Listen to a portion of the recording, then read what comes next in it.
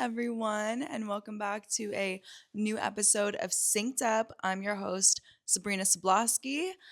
So, this week, I want to talk about how to really trust in divine timing, how to detach from the outcome so that you can surrender and trust into divine timing. And the reason why I want to talk about that this week is because I was talking to one of the girls from Fuse House where I teach Pilates, and it made me reflect on my trajectory in social media, podcasting, content, and then even just like moving down here, putting myself out there. It just got the ball rolling. And then I was like, oh my God, everything that I've really wanted in my life, like becoming a creator, growing my platforms, growing my community. I remember in 2020, I wanted to reach 100,000 followers on TikTok, and I did it. I'm like at over 400,000 now. And now for me, it's less about the followers, I guess, but really more about real community. So if that means growing to 1 million followers and gaining an even larger community, then amazing. I would love that. Even manifesting a real partnership and not just some boyfriend that's going to be like here or there. I was ready for my life partner and I met him. Mr. BD, my baby daddy. Well, I call him my baby daddy. I'm not pregnant, but for sure, he's Mr. BD. Again, working at Fuse House and thinking about how that even happened. I first started to want to work at Fuse House maybe 2 years ago, a year and a half ago. I went through their Pilates training program. I auditioned a 1 month after I completed the program. I'd never taught before, so I did not make it. But I didn't, and I remember even at the time of wanting to work at Fuse House, I felt it. Like I always knew I was going to work there, but it definitely took time and lessons that I had to learn. I had to reach a certain level of self confidence and develop new skills. But everything that I've wanted career wise, relationship wise, even now living in Miami, this dream life that I am living where I get a mix of city, which I think I'll always need. I don't see myself living in necessarily the suburbs, but some form of city balanced with access to nature, access to water, trees, this slower pace of life. It's all happened. And there are areas of your life that I believe are easier to surrender. For instance, even with my career, I feel like that was easier to surrender because always had, I always knew it was going to happen. And with relationships, I think it was more difficult for me to surrender and trust the process because I had such traumatic experiences with dating where it kind of puts you into the mindset of fuck love or this is never going to happen for me or this is never going to work for me. And I would see girls on Instagram and social media, like all these wonderful things happening for them. And I never fully, I mean, I knew that it would always happen, I guess, because I wanted it and I would I just like finally doubled down in my self-worth and said no to truly what was not aligned with exactly what I wanted. But even coming to terms and finding that clarity over exactly what I wanted, I did have to go through those shitty experiences and the exciting lessons too. You know, they're not always easy, they're not always the worst though, but I had to go through all of that to figure out truly what I wanted. Once I had that clear idea of what I wanted, then I could double down. And I think once we have that conviction, that idea, the vision of what we want, God, the universe will test you to really see, okay, you say you want this. Are you going to live in alignment with what you desire? Because when you desire something, we all have a baseline of our self worth, self respect, authenticity. We have that. When we are trying to call something in, it is at a higher level of self-worth than what we are currently at. Otherwise, we would have it. So even with the Fuse House teaching Pilates example, I had to, it wasn't that I didn't believe I was worthy of working there, although subconsciously maybe that was the case. I just wasn't ready. I wasn't prepared enough because I truly just didn't have enough experience. So I had to start filming videos to put online, to start generating my voice, start teaching for free to my friends, to practice teaching, start teaching at studios that weren't the dream studio, but they were perfect for where I was at that point, to gain those reps and have the experience. And then from there, from that point, that taught me like, okay, I'm ready for this. I know how to do this, and now I'm going to go for what I really want because I feel prepared. So it was a certain level of confidence that I developed, but also it was really working a skill. And I think the more effort that you put into something, the greater the reward. And it's not that cheap dopamine hit of filming a 5-second video and having it go viral, or getting the dopamine hit from just scrolling. It's like that real dopamine and the real sense of self worth and confidence that you build within yourself comes from the reps that you take, the time that you put into something. And I think when you are taking the aligned action, showing the universe, like it's like a dance, you know? I didn't just I mean, I actually did kind of give up a little bit after my first audition. I was so discouraged. I was like, "Oh my god, I'm never going to be good enough." Although in the back of my head I was like, "Well, that was always the dream." When I went into the Pilates training, I knew I wanted to work at Fuse House, and I know that I have it. That's something that I think I've had since I was a little kid, is when I want something, I will go out and I will get it. I will get it. Unless it is totally misaligned for me. And I've had this experience with dating where I was like, I know I want to date this guy. Like, I'm going to make it happen.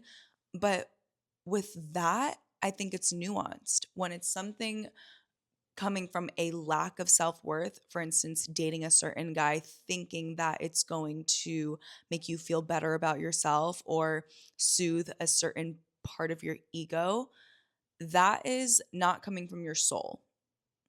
That's not coming from a place of abundance. It's coming from a place of lack because you are taking from somebody else, thinking that if I have this, I will be better. I will feel better about myself. Versus something like teaching Pilates. That is something coming from my soul, because it's teaching Pilates is the total act of service. It's giving to others, it's uplifting others, and it's something that's aligned with my soul. I'm not taking or needing or teaching from a place of needing something. It's I'm giving, you know? So the nuance between when you want something and whether it will come to you, think about where it's coming from. Are you wanting this from a place of lack or thinking that it's going to make you feel better about yourself? Or is this coming from a place of abundance and a place of service or alignment, or something coming really from your soul versus your ego? And I think because I knew that it was always going to happen for me, the timeline on when it happened mattered less. And even when I first started working at Fuse, it started off with the audition. So I first landed a new audition in Miami. This was a year later. So I first got the audition. I wasn't officially hired yet. And then once I landed the audition, did that, then I got my community classes. Community classes are free classes open to everyone, but it allows you to demonstrate and showcase your teaching abilities in a real setting, and you get assessed on that. So then I took my community classes, and then there was this liminal space between, I guess, quote unquote, passing my community classes and then getting on the schedule. And I remember being in that space and being like, oh my God, I can't wait until I have my official classes. And at this point, it was like, okay, I could sub. I didn't have any classes yet. And I remember getting a little bit impatient, being like, oh my God, I can't wait to teach. I can't wait to teach. But then I was like, let me just enjoy this time, this week of time. When I look back, it was literally 1 week of being in limbo. I didn't know that at the time, that it could have been a week, it could have been a month. But I was like, let me just enjoy this time because I know my classes are coming. I just knew it. And when you can have that certainty and trust in yourself and your capabilities, trust in the universe, then it allows you to not have such a strong grip on the outcome. I didn't know what day I was going to teach. I didn't know what time I was going to teach. And honestly, I didn't care. I was like, I will take whatever day and whatever time, as long as it's not like 6 a.m., because that's not how I'm built. But, and I think that energy is attractive. And that's the one of the key ways to learn how to detach is having that sense of certainty. You've put in the time, you've put in the reps, you're already in. So why do you need to control when the day or the time is going to come? And I think because I truly had this sense of certainty, it allowed me to just detach from the outcome. That doesn't mean that I didn't care or that I was being so type B laissez-faire about it. Like, no, I want I want this job and like I'm gonna get a class time, but am I controlling the outcome or when it's gonna happen? No, because I trust in that. And this also came at the time when I decided to take that leap of faith and move from New York to Miami. That whole experience was a lesson in surrender. I just had to make the decision, take the first step, and each step that I took, the universe met me there.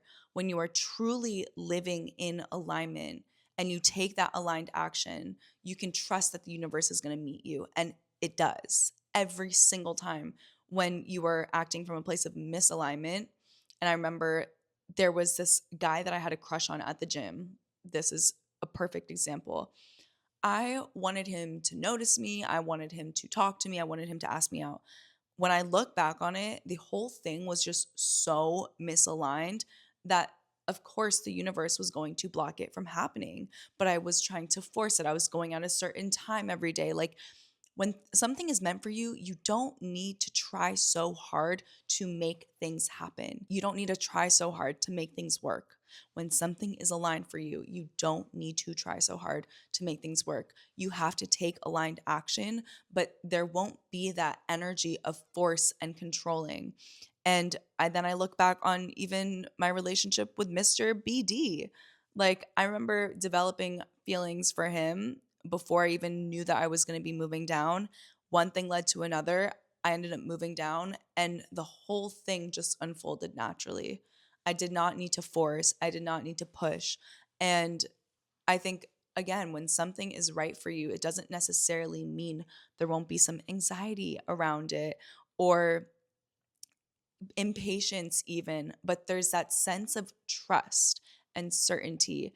And now, when I reflect on my entire experience, like my life in this last half of a year, all of that rings so true. I think when you are forcing or you are really trying to make things work, and I've also been in relationships where it was just an uphill battle. Each week, it was something new. Each week, there was an issue. And it just always felt like such a challenge. And in that case, it was not aligned for me. It just wasn't.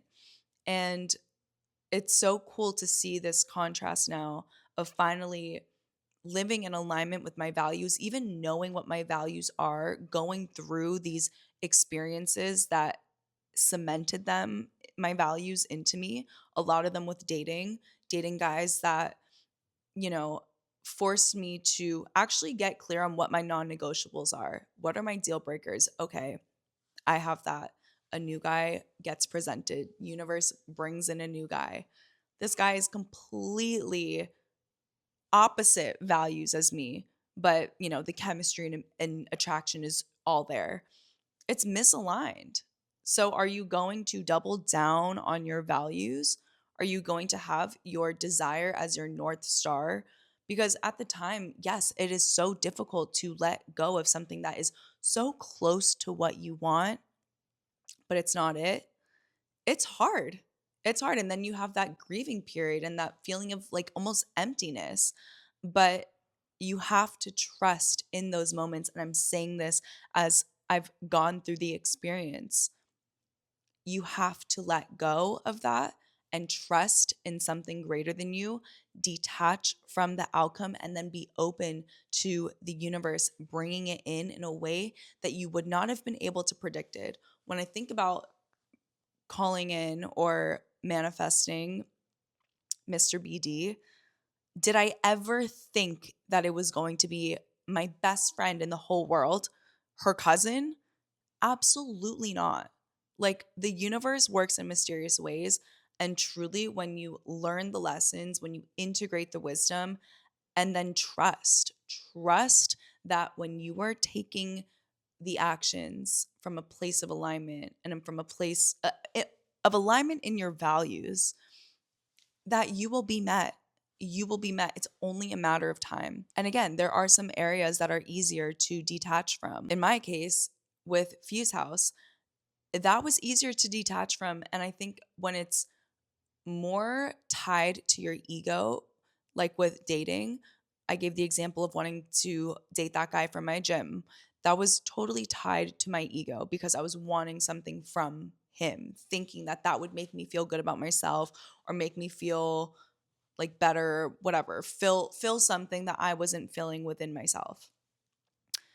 And so that was definitely more tied to ego, which is why detaching from that area was more difficult for me. When it's not tied to your sense of self worth, then it's easier to detach from. I wasn't tying my self worth to whether I was teaching at Fuse House or not. That just like it just wasn't a thing for me. I knew that I needed to practice more. That wasn't a thing of like, oh my God, I'm not good enough. It's like, no, I need more experience. And that's understandable. So I think even having compassion for yourself, being real with yourself of where something is coming from, can also accelerate the detachment. And then the more detached you are, the more it comes to you, the quicker it comes to you. But I wasn't tying my self worth on whether Fuse House would hire me or not. So I think that's why it was easier for me to detach, work on myself, develop myself. And then when the timing was right, divine timing, literally, I started teaching as soon as I moved down to Miami. And the amount of practice that I had from the time that I first auditioned to the time that I moved down was perfect. It all worked out perfectly. Moving to Miami opened so many doors for me. I went through all those lessons in New York with the dating, with teaching Pilates, where it finally integrated for me. It was that whole period of time, maybe a year, where it taught me really what I wanted. And then I decided to take the massive leap of faith, move to Miami, and everything started falling into place. But I didn't move from a place of ungroundedness. I was ready. And then everything started happening. But the energy in which I was taking each action from was from a grounded place, from a place of, I know my worth, I know what I want, I've gone through so much. I've done the work on myself where it's like none of this is a reflection of my self worth.